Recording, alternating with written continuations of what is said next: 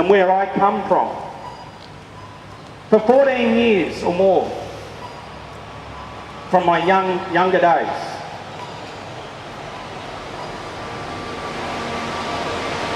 well, I can start here. And I'm sharing part of my testimony. At the age of 7 years of age, I was hit by a police car on the Great Eastern Highway in Merredin. And do you know what? Nothing's impossible in the sight of God. Now, I am now 42 years of age, turning 43 in July. And I would ask this question. In that time, when I was hit by a police car, I have tried and tried to do the right things. I've seen lots of injustice in my time. I've seen things that would blow your mind. Now, the simple fact is, I was a street kid. I became an award of the state in Queensland. The Queensland government failed to protect me. Parents these days fail to protect their own children. Well, of course, my mother did the same thing. But at the end of the day, I was taught very well. I was educated. And I believe that if a person is moving forward and not moving backwards, then that person moving forward should be given every rite of passage to continue to move forward. Everybody that is moving forward should be given the rite of passage to move forward. And this is what I'm saying. People get very good jobs. Very good jobs. Getting paid very good money. But they seem to be actually breaking Queensland laws. They work for government agencies. And they actually do the wrong things. And they expect to be somewhat congratulated or somewhat condone their behaviour. See, I realised by the age of 16,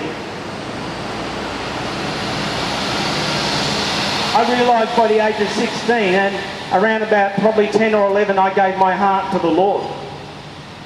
And I started to realise, and I started to have my eyes open, because I had softened my heart and realised that I want Jesus Christ in my life. And I started by realising by the age of 16 that, you know, whatever I was taught by these so-called authorities, and what I was tied up in, that I realised that I had to start looking not after myself, but looking after other people. To hold no fear, but to look at the legislation, look at the law and say, hang on for a minute, that person has rights. That person should be understood. And that person should be protected. So the simple fact is that when we look at all this, we need to look at the fact that it all comes down to the statement that Jesus Christ is seeking you and seeking you out. He is seeking you out. For God so loved this world that he gave his only begotten Son, that whoever believes in him shall not perish, but have everlasting life. For God didn't send his Son in the world to condemn this world, but God sent his Son in the world to save this world. So if God wanted to save this world, then the question that I would have to ask is, why are so many people trying to destroy this world? Why are so many people trying to destroy people's souls? As Jesus was saying, that if you love the Lord your God with all your mind and all your mind and all your soul, and you love your neighbour as yourself, then you realise that you are closer to heaven than you realise. We need to start to look at that Jesus is a Jesus that was for justice and was out there to actually love people and to look after people.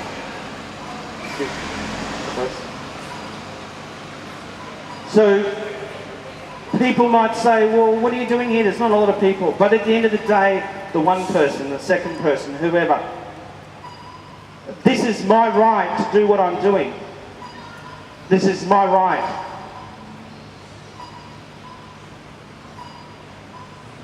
So what we've got to realise is that God loves you.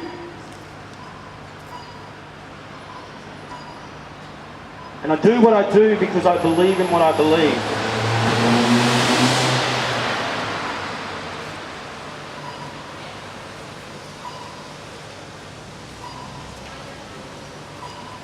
A person who were made to be. Brothers.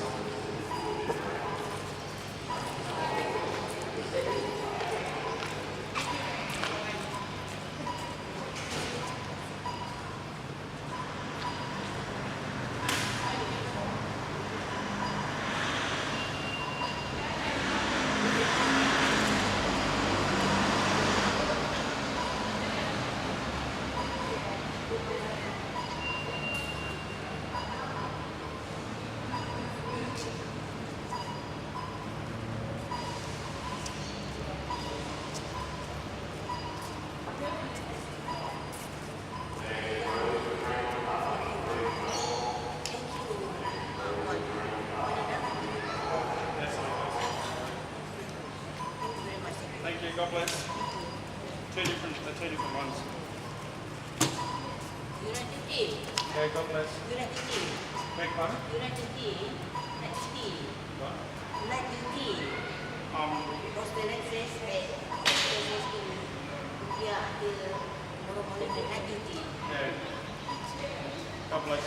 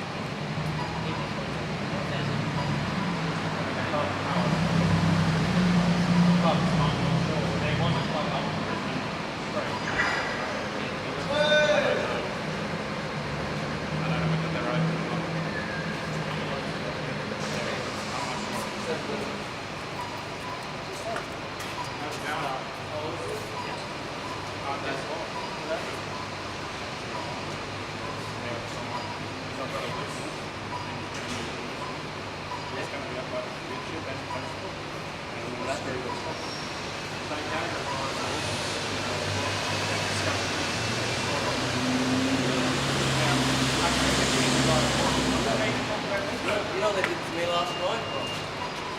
The last train, 1 minute to go, we had to run down for it. We jumped on the train and there was one other fellow there too, a white fellow. The cops come down, stop the train. And then listen this one. And then they said, oh, you should get off. And the next minute they pulled the other fellow to the other side, and we both together. And the neighbour, again, we wrote his name down. I have to jump on the train. We didn't quite know nothing. Yeah, no ticket, no nothing. How cute is that?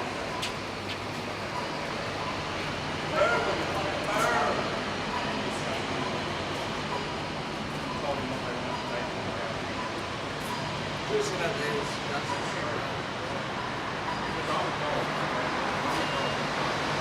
Very, very loyal fella. I'm loyal to social justice. Help me. Help me.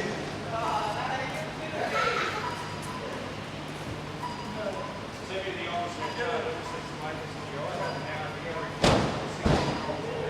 telling me that you're discussing me with him while you're getting him a fine, sir. And I'm telling you, and I'm telling you right now, that I put you on notice that I'm going to ask the criminal crime and corruption and the ethics standards and your inspectors and OOCs that you are going to be in trouble, sir. Both of you. I have video evidence from a 16-year-old boy about how you discussed my private and confidential information with a complete stranger. And don't you dare say that you have a right to tell me that you're sick of me. Yeah, exactly. You will stand down, sir, and under the ethical standards of the highest command, I am going to see you and pursue you to the highest standards and legal pursuit. You are history, mate. Because under the social justice laws, the Equal Opportunity Rights Commission, the disability plan, Boy, they let someone else train for free last night. I am going to have you. Yeah, you.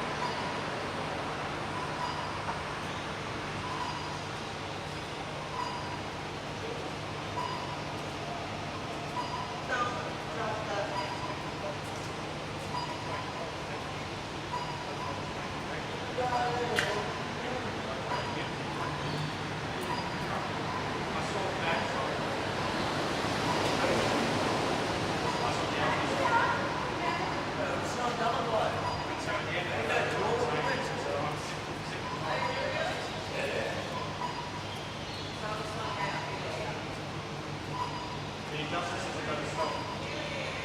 And I can understand why. I can understand why.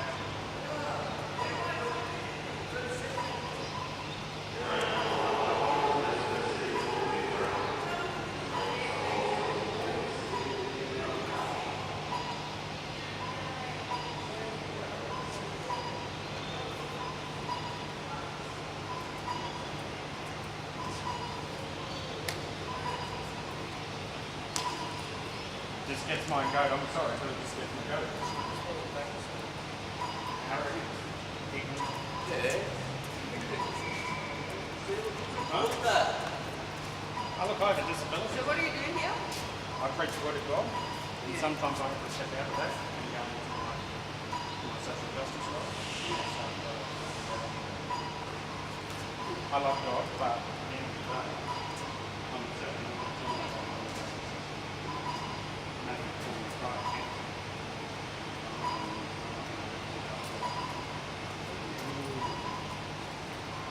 It's not good. Scrolling it down quickly and then pull it yelling at it. What's the staircase?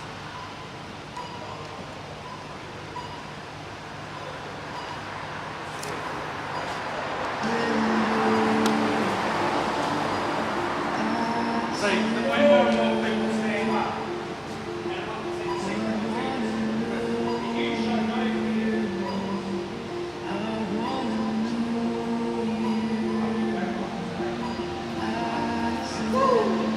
Yeah, they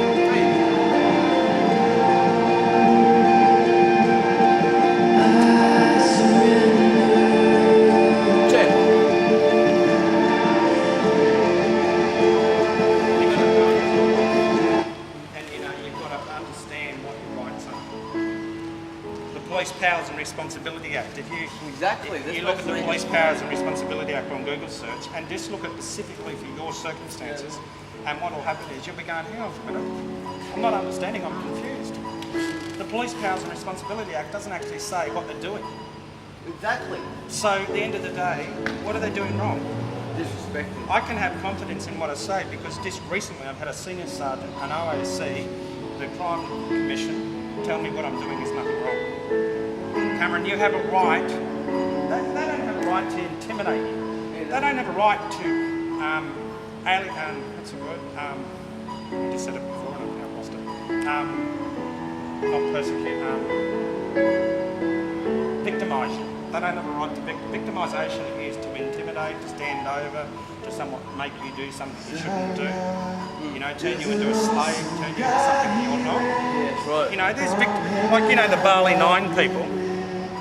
Was it necessary for them do what they've done in the big source, have 20 men around 2 men. No, it's just victimisation.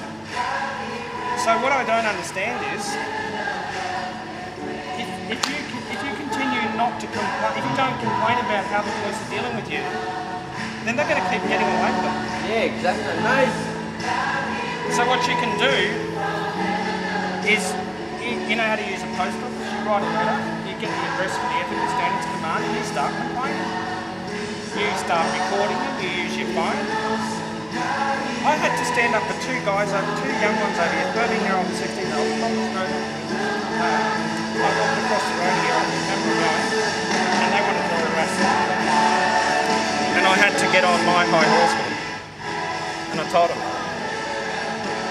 I said, see you later, stand down, see you later. The old language is my old language. I don't compute to police as the new language. I tell them to stand down, I might listen. But at the end of the day, they don't understand that I know their job.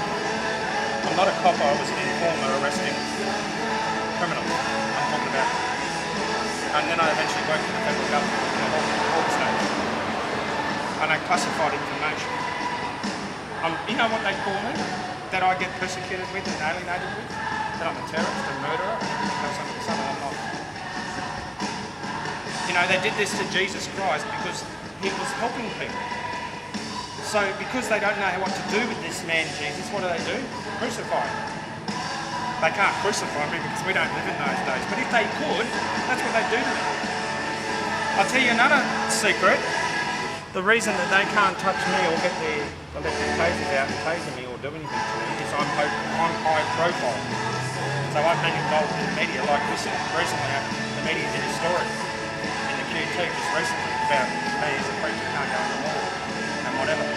So at the end of the day, I keep myself high profile to the point where these guys can't touch me. And I've built a profile up over 20-something years that if these guys want to say I'm this, then these 20 years that people would say, well, you're lying and you're trying to cover your tracks because you've got all these people over here that know me to say Cameron is not that. And you know what? Today I had such a headache. The Department of Human Services in Victoria harassing and bullying my wife. What? They're saying I can't stand up for my wife. They're actually saying that I'm stopping some stupid case plan going ahead when it's no case plan. They're bullying her, standing over her. This is what they do in Victoria. In Victoria, you know what they have? A policy of stealing children. The policy of stealing black children. They have a policy of stealing white children in Victoria. My brother Roderick, he lived in Victoria, and he's a good father and he's a good mother. If he was in Victoria, he'd lose his daughter. It's in Victoria, it sucks. But you know what? I built up a relationship when I lived in Victoria. Really? I can stand over and talk to people. Now, I went to prison in Victoria. I got a CRN number. I got a CRN number. And you know what I thought? Kicking him and said, just because I've been in prison and I've got a CRN number, don't have a right to do what you do. You go away. That's what you are. You're an animal. Treat people like animals. You should be trained up and tasered. Your own medicine, mate. And the difference is I was trained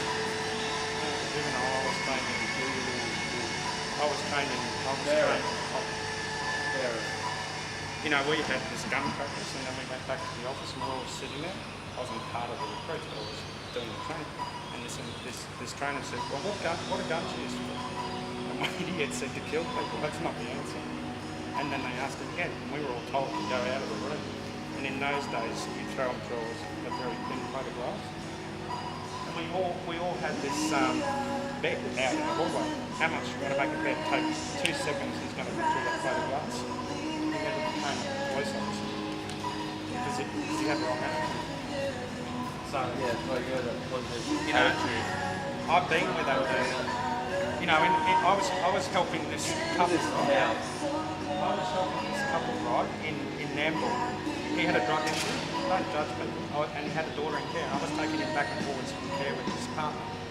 One day, I took them there, blue lights flashed, pull over, let them on me. They said, put everything on the boot.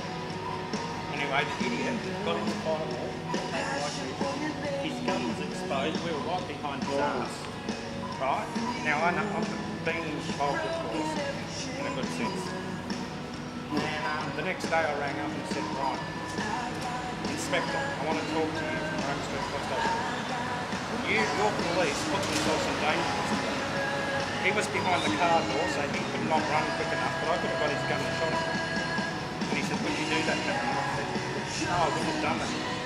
But I'm talking to you, then why are they behaving that way? And he said, don't worry, Cameron, I'll be at the Waters Police Station tomorrow. Then you know what I did? I got on the phone and talked to those police. And I read their head right through the phone. Now, I was trying to help this man go and see his daughter at welfare, and they wanted to harass him. And in my official capacity as an independent advocate and doing social work and all that, what have they got the rights to harass? Yeah, so a lot of social workers, they get harassed for no reason. But the legislation's quite clear that police should mind their own business. Yeah, exactly. They need to stand back, and watch and assess the situation. Yeah, exactly. If they see there's no risk That's right. and there's nothing going on, they should mind their own business. Yep. That's the law. Yeah, right. Okay? They are there to keep law and order and to keep the peace. Now in Service Paradise, the police would not get far if they went and picked on everybody like you guys. They wouldn't get far. They're there for law and order. Therefore, if people were drinking in public, or someone was being violent, or there was a risk going on that needed to be dealt with. Other than that, if there was no risk, they had to go about their business without harassing anyone. And that's how successful and how good relationship they can have in Service Paradise. Okay, you're going to get some rotten apples occasionally, but those rotten apples don't think. This will make you laugh. I spoke with an inspector at Gold Coast Regional Head Office. An hour later, I got a phone call from the sergeant. I'm in my own unit in the Beachcomber in Service Paradise, and my wife's in there, and we're having a big debate. And he says, look, Cameron, as far as I understand, this is what you want. You want my officers to turn their head the other way and ignore you. I said, yes. He said, that will be done. And if any of my officers do that, then I want to know about it and I'll kick their asses. Because if you're not breaking any laws or doing anything wrong, you should mind their own business.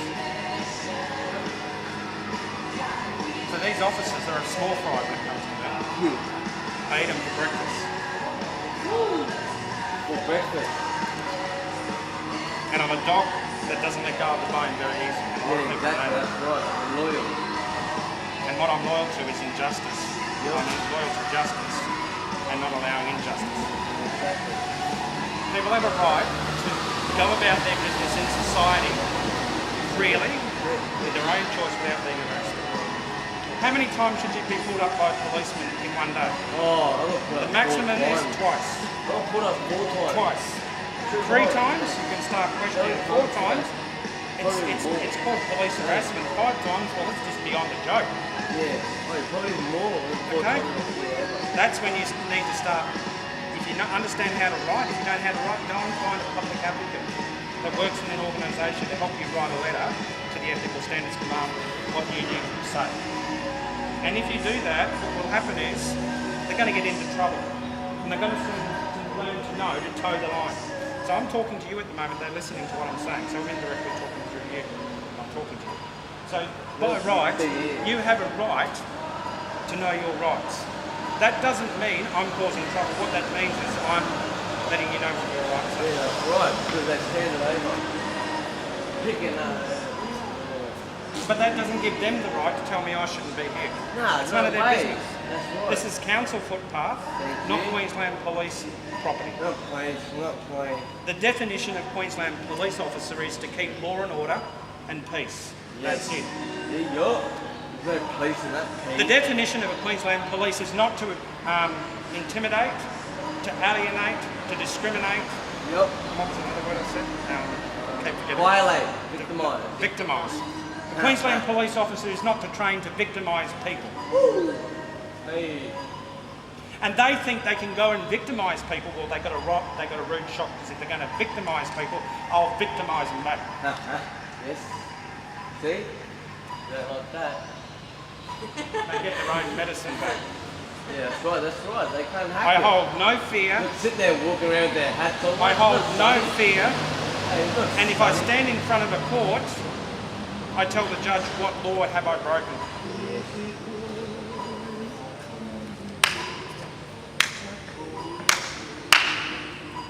So they've got to mind their own business. When they are called upon, they should be called upon and have the most professional, highest standards and ethical standards when a member of the public asks them because they have been called over. Other than that, they should mind their own business. But no. Very technical.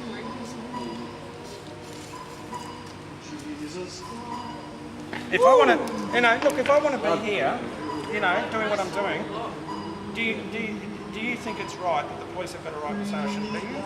Nah, they shouldn't be saying. They've got no right to even say that. They shouldn't even think of it. Worry about your own little place in there. Or to step outside of the job. Yeah, that's right. They're out of there.